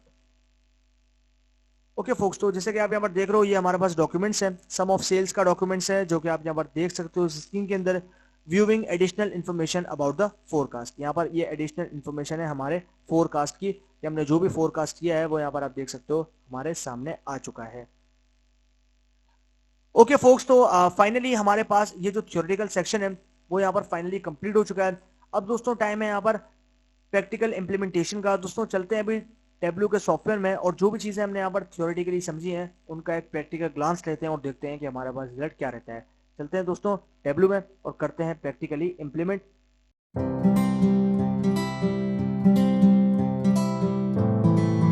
ओके दोस्तों, तो फाइनली हम आ चुके हैं टेब्लू के इंटरफेस में। और दोस्तों यहाँ पर ये टेब्लू का कंप्लीट सॉफ्टवेयर है और ये टेब्लू का एक फर्स्ट ग्लांस या फिर एक फर्स्ट इंटरफेस है जो कि आप यहाँ पर स्क्रीन पर देख सकते हो। अब दोस्तों यहाँ पर इसके बारे में मैंने प्रीवियस सेक्शंस में आप लोगों को एक्सप्लेन कर लिया है ऑलरेडी। अब यहाँ पर जो है सिंपली पुट हम करेंगे क्या, हम सिंपली यहाँ पर अपनी जो डेटा फाइल है उसको लोड करेंगे और जो भी हमने यहाँ पर टॉपिक्स को शॉर्टलिस्ट किया है उनको डिस्कस करेंगे। दोस्तों यहाँ पर सबसे पहले हम करेंगे क्या, यहाँ पर आप लेफ्ट हैंड साइड पे देख सकते हो हमारे पास है कनेक्ट सेक्शन, और इस कनेक्ट सेक्शन के अंदर से हमारे पास ऊपर एक ऑप्शन है माइक्रोसॉफ्ट एक्सेल का। अब यहाँ पर आप और भी कई तरह की फाइल्स को जो कि डेटा फाइल्स आपके पास प्रेजेंट है उसको आप लोड कर सकते हो और उसके साथ काम भी कर सकते हो टेब्लू के अंदर। अब यहाँ पर हम सिंपली पुट हमारे पास जो है वो एक्सेल फाइल है, तो सिंपली यहाँ पर हम जो है वो एक्सेल फाइल को लोड करेंगे और उसके साथ काम करेंगे। तो सिंपली हमें मुझे करना क्या है, इस पर मैं करूंगा यहाँ पर क्लिक करने के बाद यहाँ पर आप देख सकते हो कि मेरे पास जो है एक डायलॉग बॉक्स निकल कर आ चुका है और यहाँ पर मेरे पास एक फाइल है जिसका नाम है sample super store. Simply put मुझे इस पे करना है क्लिक एंड देन उसके बाद आप यहाँ पर नीचे देख सकते हो मेरे पास एक ऑप्शन है ओपन का, इस पे मुझे करना है यहाँ पर क्लिक। जैसे ही मैं इस पे क्लिक करूंगा मेरे पास जो डेटा सेट है वो यहाँ पर लोड होना स्टार्ट हो जाएगा। और दोस्तों यहाँ पर आप देख सकते हो ये जो है ये मेरे यहाँ पर डेटा पैनल है। दोस्तों यहाँ पर से मैं डेटा को लोड करूंगा और यहाँ पर आप लेफ्ट हैंड साइड पे देख सकते हो कि मेरे पास जो है यहाँ पर कनेक्शन और शीट्स का ऑप्शन है। अब दोस्तों कनेक्शन का ऑप्शन जो है वो हमें यहाँ पर ये डिफाइन कर रहा है, ये एक्सप्लेन कर रहा है कि आपका कनेक्शन जो है आपने किस डेटा सेट के साथ बनाया है। और ये जो नीचे आप दो ऑप्शन देख रहे हो शीट का, ये शीट का ऑप्शन जो है आपको ये डिफाइन करा है कि आपके डेटा सेट्स के अंदर कितनी शीट्स हैं। अब दोस्तों ये मेरी एक्सेल फाइल है जो कि मैं आपको एक्सप्लेन कर चुका हूँ कि ये जो एक्सेल फाइल है इस पर 3 शीट्स हैं। एक शीट है order sheet, then people sheet and then return sheet. अब यहाँ पर हम जो डेटा सेट यानी कि जो शीट हम लेंगे इस कंप्लीट एनालिसिस करने के लिए हम लेंगे ऑर्डर शीट को। तो सिंपली आप यहाँ पर सेंटर में एक ऑप्शन देख सकते हो, ड्रैग टेबल्स हियर। यहाँ पर आप देख सकते हो मिडिल में हमारे पास एक ऑप्शन है ड्रैग टेबल्स हियर का। अब सिंपली हमें अपनी शीट को लेफ्ट हैंड साइड से पिक करना है और पिक करके ड्रैग करके यहाँ पर हमें जो है इसको ड्रॉप करना है। यहाँ पर आप देख सकते हो मैंने इसको ड्रैग किया और ड्रॉप कर दिया। अब ड्रॉप करने के बाद यहाँ पर आप देख सकते हो कि हमारे पास जो हमारा डेटा सेट है वो यहाँ पर निकल कर आ चुका है और ये सारे कॉलम्स हैं और ये सारी रॉज जो है वो हमारे डेटा सेट में यहाँ पर प्रेजेंट है। अब दोस्तों यहाँ पर आप ऊपर देखो हमारे पास जो है यहाँ पर बता दिया गया है कि 21 फील्ड्स यानी कि 21 हमारे पास कॉलम्स हैं और ऑलमोस्ट 10,000 हमारे पास रॉज है हमारे डेटा सेट में। यहाँ पर आप ऊपर टॉप पे देख सकते हो हमारे पास ऑप्शन शो हो रहा है। इसी तरीके से अभी हमने ऑर्डर जो शीट्स है उसको लिया है। यहाँ पर मान लो लॉजिकल शीट्स हैं, ऑर्डर शीट्स, रिलेशनशिप्स, ये सब चीजें भी जो है हम यहाँ पर कर सकते हैं। लेकिन दोस्तों यहाँ पर जो है अभी ये हमारा मेन टॉपिक नहीं है, हम इसको सिर्फ मैंने आप लोगों को एक्सप्लेन करने के पॉइंट ऑफ व्यू से एक्सप्लेन कर दिया है। अब यहाँ पर आप देख सकते हो लेफ्ट हैंड साइड पे हमारे पास रॉस का सेक्शन है और यहाँ पर हमारे पास 100 रॉस जो है वो हमने अभी सेट कर रखी है। मान लो अगर मैं यहाँ पर, क्योंकि हमारे पास तो ऑलमोस्ट 10,000 रॉस है ना, तो यहाँ पर हम कितनी भी रॉस आप अपने डिजायर के अकॉर्डिंगली ले सकते हो। उसके बाद यहाँ पर आप देखो हमारे पास सेटिंग का ऑप्शन है। सिंपली आप यहाँ पर सेटिंग में जो है वो एलियासेस को भी शो कर सकते हो। यहाँ पर हम जो है वो एलियासेस को शो कर सकते हैं। अगर आपको कोई फील्ड हाइड करनी है तो आप सिंपली हाइड कर सकते हो। यहाँ पर हमारे पास जब देख रहे हो फील्ड्स हाइड भी हो जाती हैं। तो ये जो है ये काम हम यहाँ पर कर सकते हैं। तो नॉर्मली अभी हम जो है इसको एज इट इज रहने देंगे। उसके बाद यहाँ पर हमें करना क्या है, यहाँ पर आप देखो हमारे पास और फर्दर ऑप्शन है। यहाँ पर आप देख रहे हो सॉर्ट फील्ड्स। सॉर्ट फील्ड्स में हमारे पास data source order, A to Z ascending, Z to A descending, इस तरीके से आप जो है यहाँ पर इसके साथ काम कर सकते हो। एंड देन उसके बाद यहाँ पर आप ऊपर टॉप राइट पे देख सकते हो, तो टॉप राइट पे हमारे पास एक कॉर्नर है टॉप राइट। यहाँ पर आप देखो हमारे पास है फिल्टर। अब अगर हमें फिल्टर करना है किसी डेटा को तो सिंपली आपको यहाँ पर ऐड वाले ऑप्शन पे क्लिक करना है। देन यहाँ पर आपको जिस भी डेटा को फिल्टर करना है यहाँ पर आप इस डायलॉग बॉक्स पे उसको ऐड कर दोगे। यहाँ पर आप देख रहे हो नीचे ऐड का ऑप्शन है। जिस भी कैटेगरी को आपको फिल्टर करना है यहाँ से आप उसको फिल्टर कर सकते हो। फिल्टर करने का मतलब ये है कि जिसको आपने फिल्टर कर दिया फिर वो जो है आपके डेटा सेट में नजर नहीं आएगा। तो ये जो है यहाँ पर काफी इंपॉर्टेंट है। अब जो है ये हमारा कुछ इंपॉर्टेंट और कुछ बेसिक सा एक ओवरव्यू था। अब हम चलते हैं और दोस्तों यहाँ पर हमारी मेन शीट के ऊपर। तो यहाँ पर आप नीचे बॉटम में देख सकते हो हमारे पास शीट 1 का ऑप्शन है जो कि बाय डिफॉल्ट हमें देखने को मिलता है। यहाँ पर आप देख सकते हो हमारे पास है बाय डिफॉल्ट शीट 1। अब दोस्तों जब भी आपने एक न्यू शीट लोगे टेबलू के अंदर तो अकॉर्डिंग टू शीट्स वो आपके नंबर को डिफाइन कर देगा। जैसे मान लो अगर आप पहली शीट ले रहे हो तो वो शीट 1 का नाम दे देगा, अगर आप दूसरी शीट ले रहे हो तो वो शीट 2 का, एंड सो ऑन। तो इस तरीके से हम क्या करेंगे, सिंपली यहाँ पर आप देख लो नीचे बॉटम में हमारे पास एक ऑप्शन है शीट 1 का, इस पे मुझे करना है क्लिक। अब जैसे ही मैं इस पे क्लिक करूंगा ये मुझे रीडायरेक्ट कर देगा मेरे वर्किंग पेज के ऊपर, यानी कि जो मेरा वर्क स्पेस है वहां पर ये मुझे रीडायरेक्ट कर देगा और यहाँ पर से जो है मैं अपना काम कर सकता हूँ। यानी कि ये मेरा वर्क स्पेस है। यहाँ पर आप देख रहे हो मेरे पास कंप्लीट ब्लैंक शीट है जहां पर मैं अपना काम करूंगा, यानी कि मैं अपने विजुअल्स को या फिर जो भी मुझे एनालिसिस करना है वो यहाँ पर मैं कर पाऊंगा। तो ये मेरा वर्क स्पेस है जहां पर मैं काम करूंगा। उसके बाद ये है हमारा पास कुछ टेबलू का एक इंटरफेस। अब यहाँ पर आप देख रहे हो लेफ्ट हैंड साइड पे हमारे पास कॉलम्स जो हैं वो अलाइन हो रखे हैं। अब दोस्तों यहाँ पर टेबलू ने इंटेलिजेंटली जो है दो सेक्शंस में डिवाइड कर दिया है कॉलम्स को, डायमेंशंस और मेजर्स। अब डायमेंशंस वाली कैटेगरी में आते हैं सारे कैटेगोरिकल कॉलम्स और जो मेजर्स हैं उनमें आते हैं सारे न्यूमेरिकल कॉलम्स। सिमिलरली यहाँ पर आप देखो हमारे पास है pages card, filter and marks card. तो इसमें जो है जो भी आप यहाँ पर फिल्टर्स करना चाहते हो, जैसे हमने प्रीवियसली फिल्टर्स का ऑप्शन देखा था, तो उसके अंदर जो है आप यहाँ पर यहाँ से भी जो है उसको यूज कर सकते हो। उसके बाद यहाँ पर हमारे पास ऊपर भी जो है बहुत सारे हमारे पास ऑप्शंस हैं जिसमें फाइल मेन्यू है, डेटा मेन्यू है, वर्कशीट मेन्यू, डैशबोर्ड मेन्यू है, स्टोरी मेन्यू है, एनालिसिस मेन्यू है, मैप है। उसके बाद आपके पास फॉर्मेट है, सर्वर, विंडो एंड हाँ, तो ये सारे जो है आपके पास यहाँ पर देखने को मिलते हैं। सिमिलरली आप यहाँ पर ऊपर टॉप राइट कॉर्नर पे देखोगे तो हमारे पास एक शो मी पैलेट है। यहाँ पर आप देख रहे हो शो मी पैलेट। अब शो मी पैलेट के बारे में मैं डिटेल में बात कर चुका हूँ प्रीवियस सेक्शंस में कि यहाँ पर जो शो मी पैलेट है वो हमें एक्सप्लेन करता है, वो हमें गाइड करता है कि कौन सा आपके पास विजुअल किस कॉलम्स के लिए या फिर किन डायमेंशंस और किन मेजर्स के लिए यहाँ पर एलिजिबल है या फिर फिट है। तो ये जो है ये हमने यहाँ पर ऑलरेडी समझ लिया था। अब दोस्तों सबसे पहले हम स्टार्ट करेंगे कैलकुलेशन से, और दोस्तों कैलकुलेशन का जो कॉन्सेप्ट है उसको हम यहाँ पर बिल्ड करना सीखेंगे टेबलू के साथ कि हम किस तरीके से कैलकुलेशंस को परफॉर्म कर सकते हैं। अब दोस्तों कैलकुलेशंस को परफॉर्म करने के लिए मुझे यहाँ पर जो है सबसे पहले बनाने पड़ेंगे कुछ विजुअल्स को। तो यहाँ पर सिंपली पुट हम क्या करेंगे, हम यहाँ पर बनाएंगे कुछ विजुअल्स को और उनके साथ हम कैलकुलेशंस को परफॉर्म करेंगे। अब दोस्तों यहाँ पर हम सबसे पहले क्या करेंगे, सबसे पहले हम यहाँ पर ले लेंगे सब कैटेगरी को। यहाँ पर मैं लेता हूँ सब कैटेगरी एंड देन इसको हम यहाँ पर रॉ पे मैप कर देंगे। उसके बाद हम लेंगे सेल्स को, यहाँ पर हम सेल्स को दे देंगे। तो उसके बाद हमें यहाँ पर लेना है टेबल, शो मी पैलेट पे आप क्लिक करोगे, उसके बाद हमें टेबल को सेलेक्ट करना है। तो यहाँ पर आप देख रहे हो हमारे पास सब कैटेगरीज आ गई एंड देन हमारे पास जो है यहाँ पर सेल्स आ गया। तो यहाँ पर आप देख सकते हो हमारे पास सब कैटेगरी एंड देन सेल्स दोनों चीजें जो है वो हमारे पास यहाँ पर निकल कर आ रही हैं। इसी तरीके से मान लो कि मुझे जो है वो यहाँ पर प्रॉफिट देखना है, तो मैं यहाँ पर प्रॉफिट देख लूंगा। यहाँ पर आप देख रहे हो मेरे पास प्रॉफिट भी जो है वो यहाँ पर आ गए हैं। तो इस तरीके से ये हमारे पास टेबल जो है वो यहाँ पर बन गया है। यहाँ पर आप देख सकते हो कि हमारे पास टेबल जो है वो यहाँ पर आ चुका है। अब यहाँ पर मैं इसको इंटायर व्यू करूंगा, तो यहाँ पर आप देख सकते हो ऊपर मेरे पास एक ऑप्शन है टॉप पे, जो कि है यहाँ पर स्टैंडर्ड का। नॉर्म बाय डिफॉल्ट जब आप ओपन करोगे तब आपके पास एक्सटेंडेड सेव होगा। यहाँ पर आप देखो मैं स्टैंडर्ड पे क्लिक करता हूँ, ये मेरे पास स्टैंडर्ड हो गया। इसी तरीके से मेरे पास फिट विथ है, फिट हाइट है एंड देन इंटायर व्यू। तो नॉर्मली हमें अगर एक बड़े व्यू में इसको देखना है तो हम सिंपली पुट यहाँ पर इंटायर व्यू पे करेंगे क्लिक।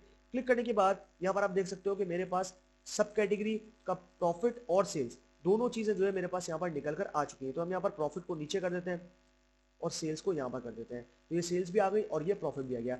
अब हम क्या करेंगे, यहाँ पर हमें कैलकुलेशंस को परफॉर्म करना है। तो कैलकुलेशंस को परफॉर्म करना है तो उसके लिए हम करेंगे क्या, हम यहाँ पर कैलकुलेटेड फील्ड्स का सहारा लेंगे। अब दोस्तों यहाँ पर कैलकुलेटेड फील्ड्स बेसिकली होती क्या है, दोस्तों कैलकुलेटेड फील्ड्स वो फील्ड्स होती हैं, वो कॉलम्स होते हैं जो कि अभी हमने क्रिएट नहीं किए, यानी कि हमने जो है हमारे डेटा सेट के अंदर अभी क्रिएट नहीं किया।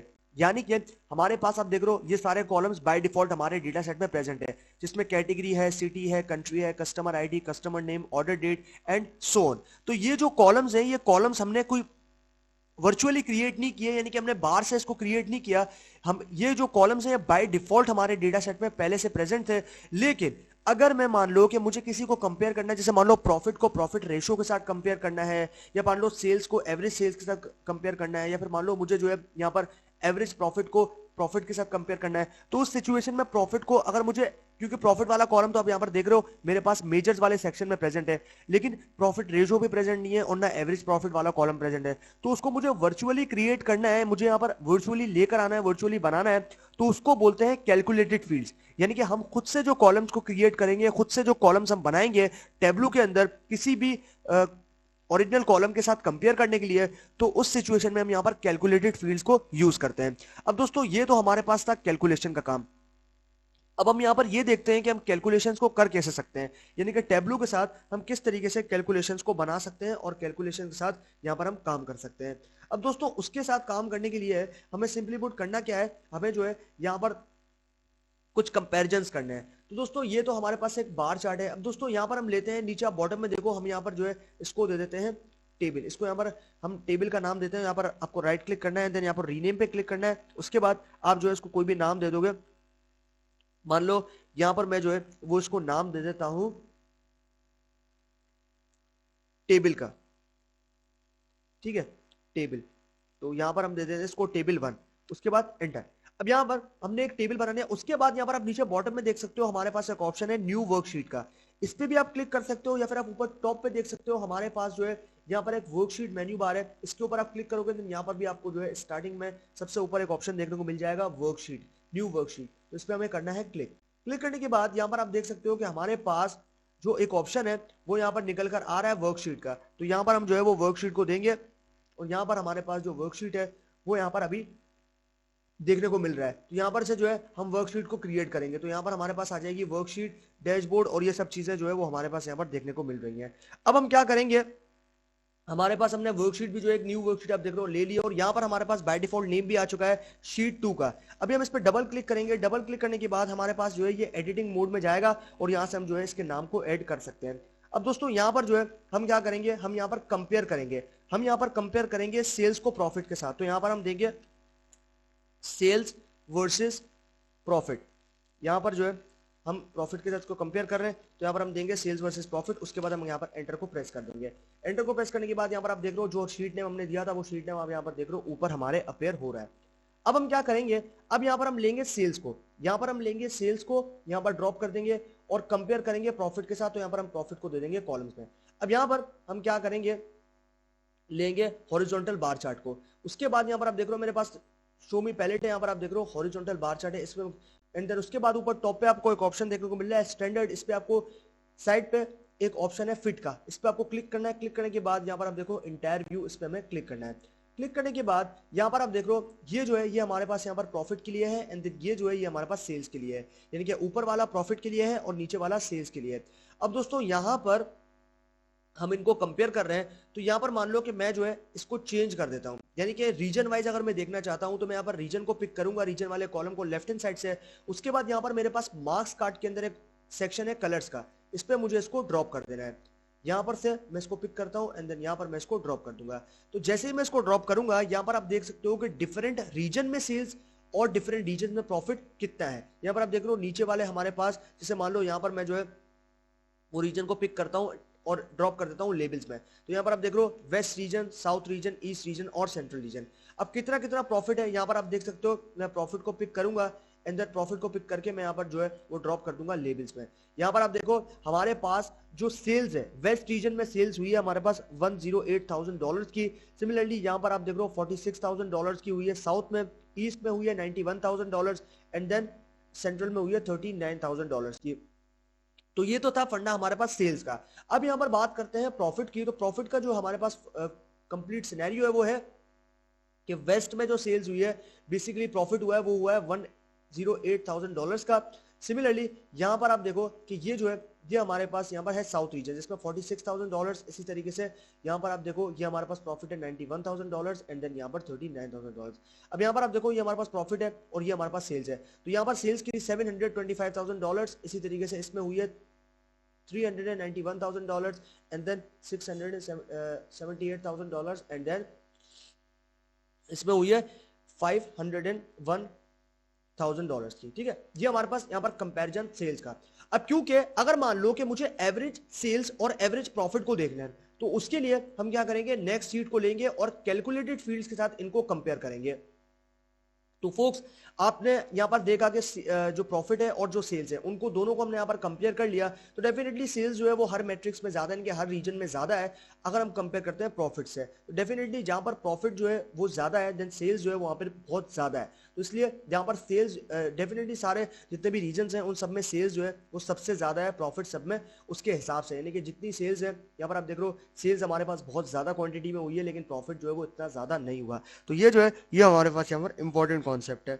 अब हम क्या करेंगे, अब हम यहां पर कंपैरिजन स्टार्ट करेंगे। तो दोस्तों कंपैरिजन किसका करेंगे, हम यहां पर कंपैरिजन करेंगे सेल्स का एवरेज सेल्स के साथ और प्रॉफिट का एवरेज प्रॉफिट के साथ। तो उसके लिए यहां पर आप नीचे बॉटम में देख सकते हो हम यहां पर क्या कर रहे हैं, हम यहां पर जो है सिंपली पुट न्यू वर्कशीट वाले ऑप्शन पे क्लिक करेंगे। क्लिक करने के बाद यहां पर आप देख रहे हो मेरे पास एक न्यू वर्कशीट आ चुकी है और यहां पर हम क्या करेंगे, बॉटम में नीचे आप देखो डबल क्लिक करेंगे और यहां पर हम चले जाएंगे एडिटिंग मोड में और यहां पर हम नाम दे देंगे इसको सेल्स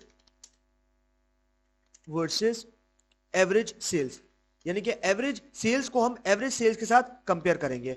लेकिन एवरेज सेल्स वाला ऑप्शन तो हमारे पास यहां पर है ही नहीं कॉलम, तो हम यहां पर करेंगे क्या, अभी हम समझ जाते हैं कि हम यहां पर क्या करेंगे। तो हम यहां पर एंटर प्रेस करेंगे। ओके, अब दोस्तों यहां पर सेल्स वाला कॉलम तो आप देख रहे हो हमारे पास प्रेजेंट है, लेकिन एवरेज सेल्स वाला कॉलम आप यहां पर देख रहे हो हमारे पास ना तो मेजर्स में प्रेजेंट है।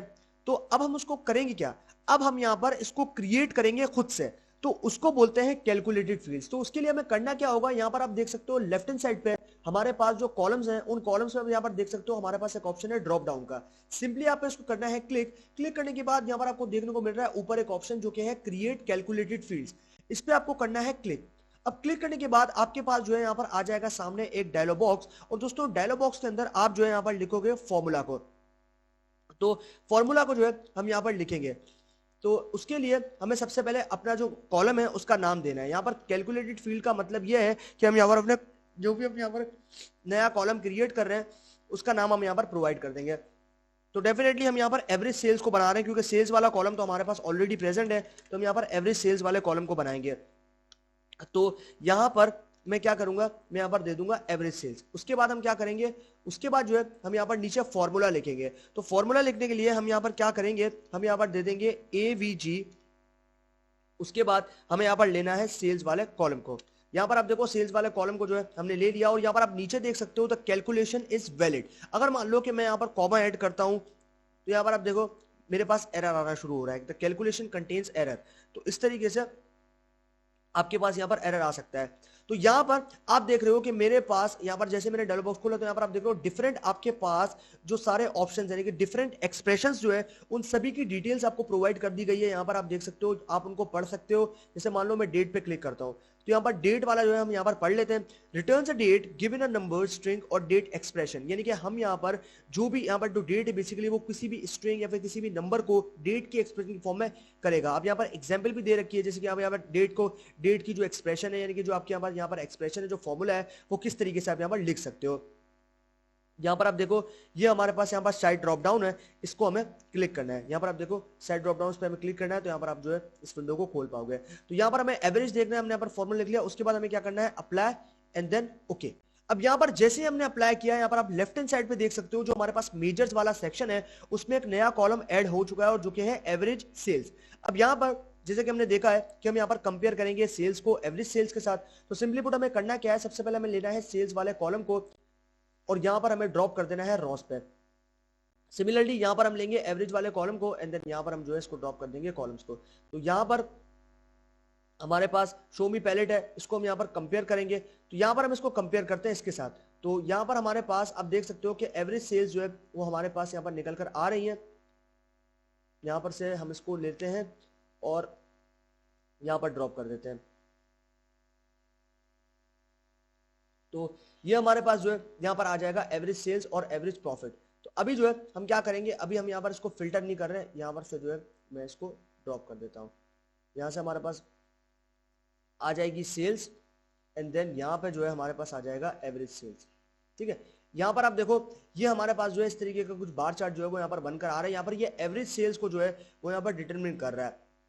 यहां पर आप देख सकते हो ये हमारे पास एवरेज सेल्स को जो है वो यहां पर डिटरमिन कर रहा है। तो अब आप यहां पर देखो, अब आप यहां पर देखो कि हमने यहां पर इसको कंपेयर कर लिया है। मैं इसको इंटायर व्यू में करता हूं। यहां पर आप देखो ये हमारे पास है सेल्स और ये हमारे पास है एवरेज सेल्स, यानी कि कितनी हमारे पास एवरेज सेल्स है और कितनी हमारे पास सेल्स है। तो हम यहां पर इसको टेक्स्ट में दे देते हैं। यहां पर मैं ड्रॉप करता हूं सेल्स को लेबल में, यहां पर आप देखो, और ये भी जो है हमारे पास आ जाएगी एवरेज सेल्स। तो यहां पर देते हैं एवरेज सेल्स ओके। अब यहां पर आप देखो कि हमारे पास दो ऑप्शंस है। यहां पर आप देखो ये जो ऊपर आपको देखने को मिल रही है ये है सेल्स, यानी कि ये हमारी ओरिजिनल सेल्स है, इसमें से कितनी एवरेज सेल्स हुई है। तो एवरेज सेल्स जो है वो आपको यहां पर नीचे देखने को मिल रही है। अब दोस्तों एवरेज कैलकुलेट करने का, यानी कि कोई भी किसी भी आपको नंबर का, किसी भी आपको सेल्स का, प्रॉफिट का एवरेज कैलकुलेट करना है तो उसका फॉर्मूला होता है आपके पास sum of sales divided by count of sales is called average, या फिर हमारे पास जो है वो एवरेज निकल कर आ जाएगा। तो अभी हम इसको कैलकुलेट करेंगे कैलकुलेटर से, तो आप लोगों को और अच्छी तरीके से जो है वो यहां पर पता चल जाएगा। अब दोस्तों कैलकुलेट कैसे करेंगे, यहां पर आप देख रहे हो इसका एवरेज हमारे पास आ रहा है 229.9। अब इसको कैलकुलेट कैसे करेंगे, यानी कि ये हमारी ओरिजिनल सेल्स है। ओरिजिनल सेल्स कितनी है, ओरिजिनल सेल्स हमारे पास हुई है यहां पर आप देख रहे हो ओरिजिनल सेल्स है $2,297,000 और यहां पर आपके पास देख रहे हो ये हमारे पास ओरिजिनल सेल्स है। यहां पर आप देखो ये हमारे पास ओरिजिनल सेल्स है और ये जो नीचे आपको देखने को मिल रही है ये है हमारे पास एवरेज सेल्स। तो इस तरीके से हमने यहां पर कंपेयर कर लिया एवरेज सेल्स को ओरिजिनल सेल्स के साथ। अब यहां पर हम एवरेज सेल्स को कैलकुलेट कैसे किया उसको देखते हैं। तो उसके लिए हम यहां पर क्या करेंगे, मैं यहां पर कैलकुलेटर यूज करूंगा। तो यहां पर हम ले लेते हैं कैलकुलेटर को ओके। यहां पर आप देखो ये हमारे पास कैलकुलेटर जो है वो सामने आ चुका है। अब हम क्या करेंगे, अब हम सिंपली पुट यहां पर कैलकुलेट करेंगे। दोस्तों यहां पर जैसे कि मैंने बताया आपको कि हमें यहां पर क्या कैलकुलेट करना है, हमें यहां पर कैलकुलेट करना है एवरेज सेल्स को। तो एवरेज सेल्स को कैलकुलेट करने के लिए हमें यहां पर करना क्या है, सबसे पहले हमें जो है यहां पर कुछ चीजें लिखनी है। तो यहां पर से मैं क्या करूंगा, मैं यहां पर लिख दूंगा सम ऑफ सेल्स। तो सम ऑफ सेल्स तो हमारे पास ऑलरेडी प्रेजेंट है। यहां पर आप देख रहे हो ऊपर टॉप पे कॉलम्स पे जो मैंने मैप किया वो सम ऑफ सेल्स पे सेट है। तो सम ऑफ सेल्स हमारे पास कितनी है, यहां पर हम देख लेते हैं कि हमारे पास जो सम ऑफ सेल्स है वो कितनी है। तो यहां पर आप देख रहे हो सम ऑफ सेल्स हमारे पास है यहां पर 2000। यहां पर हम लिख लेते हैं इसको, यहां पर हम देते हैं 2,197,201। ये हमारे पास क्या है, ये सम ऑफ सेल्स है। अब मुझे यहां पर सम ऑफ सेल्स तो पता चल गई, लेकिन मुझे अभी काउंट को देखना है क्योंकि काउंट हमें यहां पर कैलकुलेट करना है। तो यहां पर आप देखो सेल्स वाला जो हमारे पास यहां पर बेसिकली कॉलम है जिसमें हमने कॉलम शेल पे मैप किया, यहां पर आप देखो नीचे ड्रॉप डाउन है। ड्रॉप डाउन पे हमें क्लिक करना है। क्लिक करने के बाद यहाँ पर आप देख रहे हो हमारे पास एक सेक्शन है मेजर का। इस मेजर वाले सेक्शन में यहाँ पर सेट ड्रॉप डाउन पे आप क्लिक करोगे तो आपके पास मल्टीपल ऑप्शंस जो है वो यहाँ पर आ जाएंगे परसेंटाइल से रिलेटेड। तो हमें यहाँ पर काउंट देखना है, तो काउंट वैल्यू डिफरेंट होती है, सम वैल्यू डिफरेंट होती है। हमें यहाँ पर काउंट पे क्लिक करना है। तो काउंट पे क्लिक करने के बाद यहाँ पर हमारे पास जो वैल्यूज आ जाएंगी वो आ जाएंगी काउंट की। अब यहाँ पर आप देखो काउंट पे हमारे पास यहाँ पर जो है वो क्या वैल्यूज आई है। यहाँ पर आप देखो काउंट ऑफ सेल्स आई है हमारे पास 9994। तो यहाँ पर हम क्या करेंगे, कैलकुलेटर में लिख लेंगे। यहाँ पर हम लिखेंगे काउंट वैल्यू हमारे पास कितनी आई है, डिवाइडेड बाय, यहां पर मैं इसको कट कर देता हूं, ओके।